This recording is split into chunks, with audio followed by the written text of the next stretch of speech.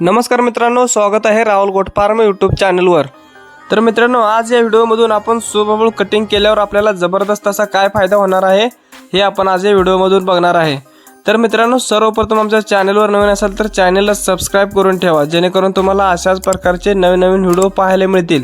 चला तर व्हिडिओला सुरुवात करूया। मित्रांनो, सुबबूळ हे कमी खर्चात जास्त फायदा देणारा चारा पीक आहे। बऱ्याच शेतकऱ्यांना सुबबूळची कटिंग कशी करायची व कधी करायची हे माहीतच नाही। योग्य वेळेत कटिंग केली तर वाढ दुप्पट होते आणि चारा सुद्धा दुप्पट निघतो। मित्रांनो, सुबबूळ कटिंगचे खूप फायदे आहेत। झपाट्याने नवीन फुटवे वाढतात।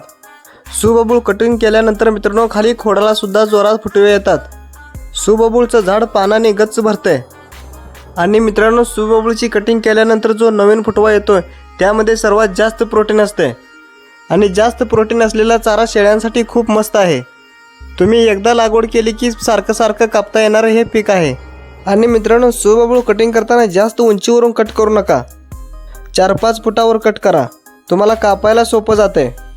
सुबबूळची कटिंग करताना 3 ते 4 फुटावर कटिंग करा आणि खूप खाली पण कटिंग करू नका 1-2 फुटावर, कारण तुम्ही जर 1-2 फुटावर कटिंग केलं तर तुम्हाला फुटवे जास्त मिळणार नाहीत। मित्रांनो, सुबबूळ कटिंग केल्यानंतर खत व्यवस्थापन करा। खत व्यवस्थापन केल्यानंतर सुबबूळच्या झाडांना एक चांगलं पाणी द्या। तुम्ही खत व्यवस्थापन आणि पाणी दिल्यावर सुबबूळची वाढ अजून जोमाने होते। हा शेळ्यांचा आवडीचा चारा असल्यामुळे शेळ्या हा सुबबूळचा चारा खूप खातात।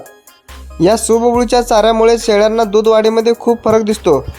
मित्रांनो, सुबबूळचा असा चारा आहे, तुम्हाला यामध्ये खर्च खूप कमी आहे आणि फायदा जास्त आहे। जर तुम्ही सुबबूळची कटिंग व्यवस्थित नाही केली तर मित्रांनो, तुमचं चाऱ्याचं नियोजन बिघडणार आहे। मित्रांनो, हा व्हिडिओ कसा वाटला कमेंटमध्ये नक्की सांगा। धन्यवाद।